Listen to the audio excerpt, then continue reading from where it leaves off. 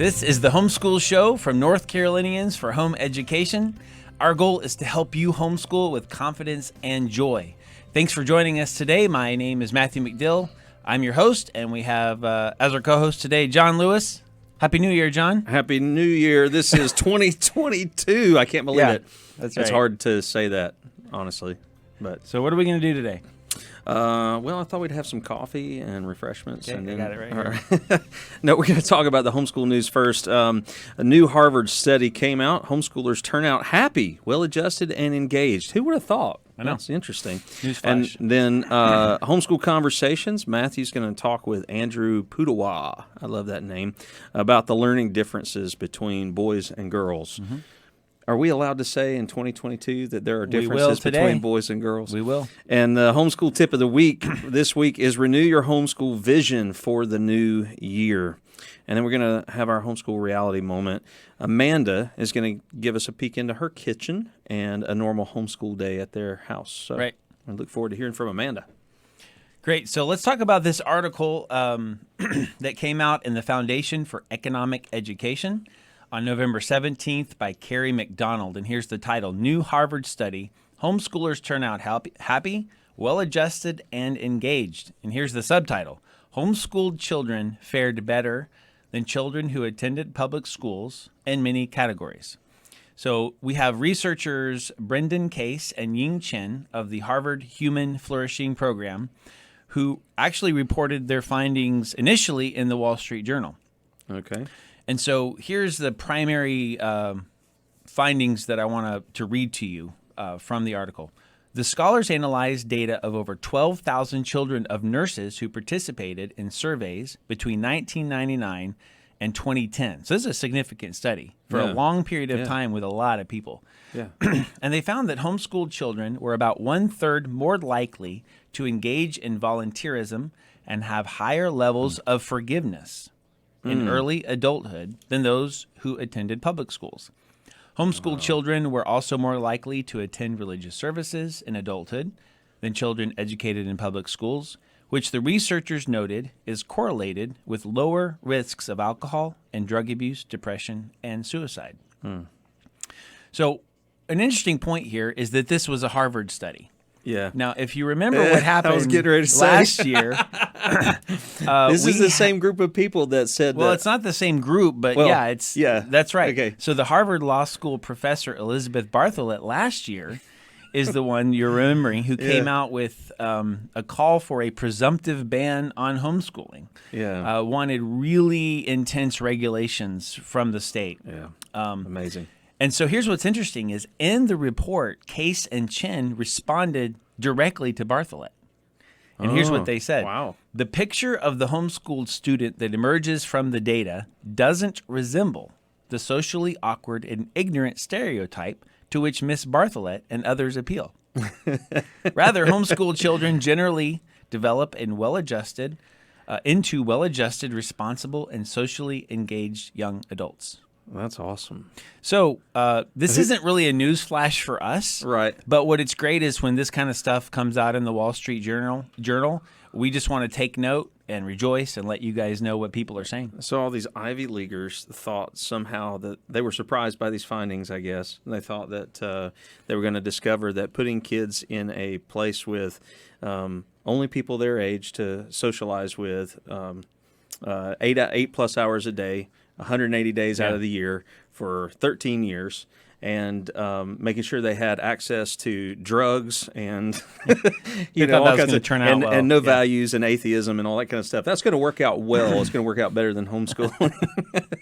So that's interesting. I like that.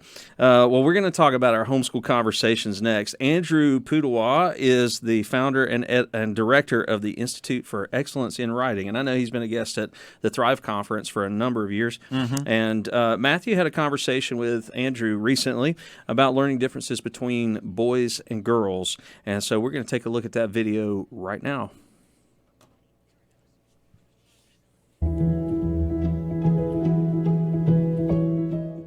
It's pushing 20 years ago now. I met a guy named Leonard Sachs who had written a book called Why Gender Matters. Dr. Sachs was a pediatrician and also a psychologist, and very research oriented. But he was working as a pediatrician, and he found that there were an increasing number, and this would have been in the mid-90s or so, a rapidly increasing number of moms bringing in boys with notes from the school saying, this child has an attention problem and needs medication. And he would look at the child and say, looks pretty normal and healthy to me, and decline to prescribe medication. Yeah, okay. And then the same mom with the same kid and another note from the school would come back, and he started to wonder if teachers in schools knew what most doctors who've been through medical school and done the research would know, and that is that little boys do not hear as soft of sounds as little girls. And I think most moms figure this out. I was going to say, grandmothers probably knew that. Pretty quick. So he collected up some of the research to show that this is indeed a very common situation. And he went into the schools where he was working and tried to share this with teachers or administrators. Because, if you're a little boy in a school and you can't hear well, you would have an attention issue. Sure. And then your life would be about how not to die of boredom. I don't know if you remember being at a point in life where you believed you could actually just explode from boredom. It's within the realm of possibility. Yeah. But, and so then you get these behaviors that are really not neurologically caused so much as it's just an environmental disconnect. So Sachs discovered a couple things very quickly. Number one, no teacher had ever heard anything like this. And number two, no teachers wanted to hear this. Really? Mm-hmm. Because it flew in the face. It was exactly contradictory to what they had been steeped in, the true, psychology of education. Boys and girls are exactly the same. There are no sex-based differences, and saying so is, it's stereotyping, it's generalization, it's harmful. And he realized there is a huge gap of knowledge in terms of people don't actually realize that boys have a different experience of things than girls. It's not better or worse, but it's different. So he got kind of really into this research. And what I love about Dr. Sachs is he's very, very objective. His research is extremely well documented. His observations are clear and based on fact. He doesn't have an agenda except let's learn the facts, let's use the truth and help kids learn better. So he wrote this book, Why Gender Matters, which hit New York Times bestseller list. And like I said, this is almost 20 years ago. So now, when you are making statistical generalizations, they are generalizations, so there are always exceptions. There are some boys who hear softer sounds than some girls, but in most all cases, the supermajority of boys just don't hear. And it goes through life. In fact, one study done, I think it was Virginia Tech or VCU or something, observed the use of the brain while listening to audiobooks in college-age students, right? And here they found that when women listen to audiobooks, there's neurons firing in both hemispheres of their cortex. When men listen to audiobooks, there's generally unilateral activity. So it's mostly firing in the dominant hemisphere, which in right-handed people would be the left brain, the language executive function, and not in the other side of the brain, which confirms something many women have long suspected. Most men are using half their brain most of the time. So what is the significance of the brain activity that you were, from audiobooks, the observed brain activity? What was that indicating as far as the half and the... Well, I don't know, just that men and women use Clearly brains differently. Okay. I think we all notice that men tend to focus in and be able to stay very project-based. You watch, anything from a little boy doing Legos who's oblivious to the rest of the world, to a man working on a project for his profession, and it becomes it's very focused. Whereas I think we all notice that women are much better at what sometimes is called multitasking, or just being aware of everything that's going on. That's a natural function of, I think, being a mother, is just having an awareness, and that would include maybe hearing softer sounds, sensitive to inflection in a child's voice indicating distress, even the way in which boys and girls see is different. So what's the practical for homeschool parents at home, understanding that difference? Well, first of all, give more volume when you talk to the boys. Okay. And maybe sometimes give less volume when you talk to the girls. I mean, there are many stories of, a dad disciplining a daughter, and then the mom says, "You're yelling at her." It's like, "I'm not yelling, I'm just talking." "No, you're yelling."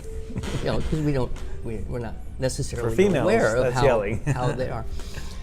Certainly, in social environments, helping boys learn to attend more closely.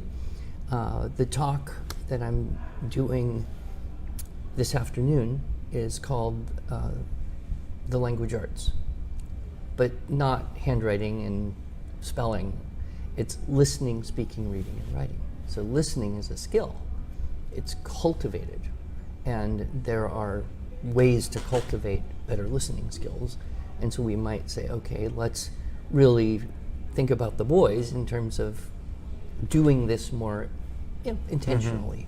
So what do you think about the idea of let the boys be active and calling, drawing, standing on their heads or whatever? So that is super interesting. Saks's study of stress and boys and girls. So it's a very different response.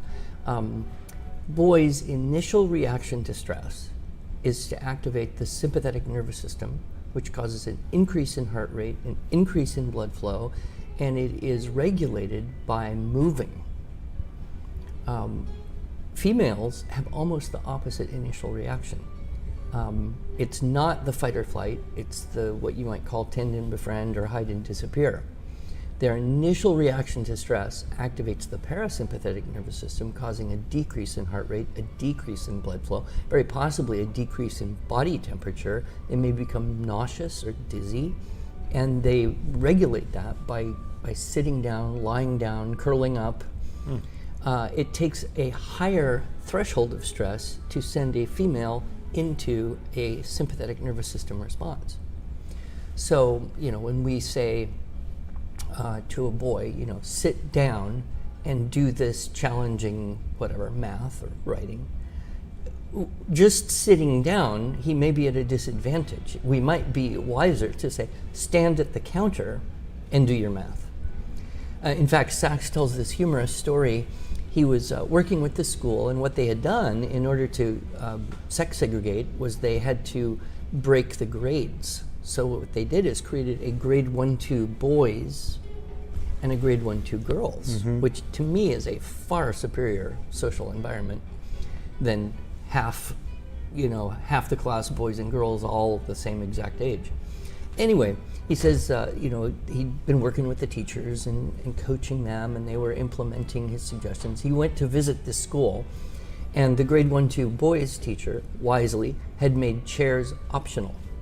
So you could have one if you wanted one, but great. Nobody's going to make you sit in a chair. Okay. He said, none of these kids, 6, 7 years old, were sitting in chairs. They're standing at their desk, kind of hunched over, doing their work, dancing around, or they're under the desk, kind of caved in, secret agent style. But that particular school, by intentionally creating boy-friendly and girl-friendly environments, improved their test scores way beyond what they expected. And he points out, now he's not the first. There are, I mean, all the way back, to Dr. Dobson, and there's many people who have pointed out that it's unfortunate the way for a boy to be successful in a school, in a classroom, especially in the younger grades, is to be more like a girl. Right? Sit down, be quiet, be verbal, answer every question, don't fidget, pay attention, smile, do all that stuff that is much easier for girls naturally, and much harder for the boys. Wow, that was fascinating information there. That was Andrew Pudawa. He's the founder and director of the Institute for Excellence in Writing. Now, if you want more information, the website is IEW.com. IEW for Institute of Excellence in Writing. IEW. So they have a complete writing curriculum, and I thought that was, I really liked, he said listening is a skill that needs to be developed, and just the difference in how boys and girls manage stress. That was hugely helpful. I can identify with that with our kids and some of their dynamics. And the good news is you can develop it. Yeah. You're not stuck if you're a horrible listener. Yeah.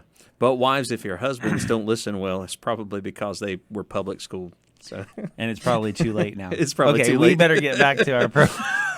We're going to get letters and emails. All right, what's next? The homeschool tip of the week. Renew your homeschool vision for the new year, 2022. So talk to us about that, Matthew. Right. So we're at this point in the holidays where we have been taking a break, right? The last couple of weeks, you've been taking a break. And what's going to happen is it's time to get back to the normal schedule.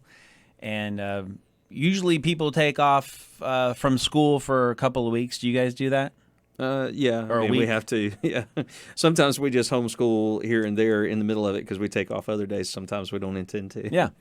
So as we start the new year, and as you're thinking about, okay, let's complete. If you're going kind of a normal 2-semester route, another half of the year, this is a great time to think about getting my perspective clear and my motivation in the right place, my focus. And so this is a time to step back. And that's why we're going to talk about a vision, okay? And I read a book by Michael Hyatt called Living Forward. And in the book, there was a particular part that said how to create a life vision. And he gave some pretty interesting advice. Here was his advice. Imagine you're at your funeral. What do you want people to say about you? Now, when I first heard that, do you know what I thought about it? What? I thought, that's dumb. I'm not doing that. To be honest, I just That's a guy answer. I don't want to do that, That's depressing. But I have another confession to make. I did it because in the book he wrote, I know you're not going to want to do this. Basically, he said, I know you just said that's dumb, Yeah. Just do it. So I did. And I want to tell you, honestly, I'm like in tears. Oh, yeah? Very, very moved thinking, what are the most important people going to be saying about my life and the impact I had on them? So what Matthew's saying is he's given Dana a script for his funeral. Yeah. And a list of people who are going to say these things. But the point is I have to live up to it. So here's a quote from John Piper. We should think often of life's end. There is scarcely any thought that will purge our priorities of vain and worldly perceptions like the thought of our imminent death. So here's the deal. This may not be something you want to do. But I do want to encourage you to consider this. Because what it does, it puts a very critical perspective on life. Yeah. Instead of worrying about the nitty-gritty and details of this curriculum and that subject and how are things going, step back and ask yourself, how do I want my children to view my relationship with them, my impact on them, and their homeschool education? How do I want them to view it later? Right. And what you do is you describe how you would want them to reflect on that experience. Yeah. And that's what you would write out. Just write out what you would want them to say. Now, you could do that for your life. You could do that for your marriage. You can do that for parenting in general. But I would just say, just for the point of this tip, at least do it for your homeschool experience. And think about how you want that to be reflected upon. Now, once you do that, here's the next thing you do. Then you take what they say and you write it, what you hope they say, right? And then you write it in the present tense as if that is the case today. That's what it looks like. It's like, as we used to say in kind of leadership discussions, the idea of starting with the end in mind. Yeah, exactly. Right? So you start with focusing on what do you want people to say when you're gone, to now using that to springboard into kind of like a purpose statement. Yeah, right. Exactly. Yeah, exactly. So once you can read it as a present tense, and you can read that and say, "Here's what I'm going for," right? Then you're able to, like you said, start with the end. Then you say, "Well, how will I get to that point?" Yeah. But before I go on, let me just give you here's something I wrote. This is my present tense vision statement for parenting. I'm just going to read it to you, okay? Okay. I show my children what it means to follow Jesus. I live it in front of them every day. I teach them from God's word every day. I love them and enjoy life with them. I spend time and have fun with them. I am one of their closest friends. They can tell me anything, and I listen carefully and compassionately. I give them biblical wisdom for life. Now you can see that's what I want my kids to say about me. Right. When they reflect on Dad, that's what I want them to see. And then the power of putting that in the present tense. That's what I do. That's what I am. And so do you know what I do? I actually read my vision statement. I have little paragraphs like this for different points of my life. I read that every week, the beginning of my week as I plan my week. And I get a fresh vision for that's how I want to live my life. Yeah. And you can forget the whole funeral part. Once you have it, once you have it, like that's how I want to live my life. Yeah. And see what happens is, if you're ever the idealistic homeschooler who really understood what you wanted that to look like, sometimes it gets fuzzy and we lose that vision. So refocus it, renew it, recommit to it, and get back to why are we really doing this? What's the importance? And I think at the beginning of the new year is a perfect time to do that. Just to take a step back and renew or create, if you haven't done it before, your vision for your parenting and for your homeschool. I like that concept. I think that's incredibly helpful. And I know there's a lot of times that parents get discouraged when they're homeschooling, and things can be hard, and certain seasons are harder than others. Yeah. So they might even want to write that out and read it every day when they start the day. Maybe even share it with your children so that they know this is my heart. You know? The Scripture tells us, a similar concept. Instead of talking about the funeral, it talks about the fact that we'll answer to the Lord one day. We'll stand before Him and give an account, and our deeds will be wood, hay, and stubble, or they'll be refined as gold. And so that's a great concept. And once you have your vision clear again, then you can go to setting those goals. What practical, simple steps can I take this year, this week, this day to move in that direction? Yeah. And another scripture that I love is Ephesians 5:15. It says, "Be very careful then how you live, not as unwise, but as wise, making the most of every opportunity." So that also lends itself to that spirit. Absolutely. Well, we have a homeschool reality moment we want to share with you. Amanda is going to give us a peek into her kitchen and a normal homeschool day. So take a look. Hi there. My name is Amanda Wares, and this is my homeschool reality moment. This is my kitchen on a normal Tuesday. It's noon. We have, pots from last night's dinner that failed to get washed, so they're still sitting there waiting to be washed. Ingredients from last night's dinner ready to be put away. Mail waiting to be sorted and thrown out. And trash that needs to go out to the street. Y'all, sometimes it's just like that. Life is a mess. It's really hard to homeschool effectively and keep everything perfectly clean. Some days are just like this, and that's okay. That's our reality. No problem. All right. Do you think that's the worst her kitchen's ever been? I don't know. That's what I was just wondering. If that's the worst your kitchen has ever looked, Amanda. I want a reality moment that's worse than that. Good job, Amanda. That was awesome. It's a good point. Great point, though. It is. It is. I think we get overly worried about some of the details of life sometimes and forget what it is we're trying to do. That's right. Which goes back to our vision. That's right. In other words, when you're looking at that kitchen, it's a perfect opportunity. Yeah. And you're overwhelmed. Like, what's the important stuff? Yeah. The important stuff is to let your kids clean it up after they finish their homework. Amen. Well, we want to thank you for coming and joining us today for the Homeschool Show. And we want to remind you about the show notes. You can check out nche.com and get the information from the show there. If you have questions or feedback or you'd like to share your homeschool moment, you can do that by emailing us at thehomeschoolshow@nche.com. The Homeschool Show. And we will see you next week. Until then, continue to homeschool with confidence and joy.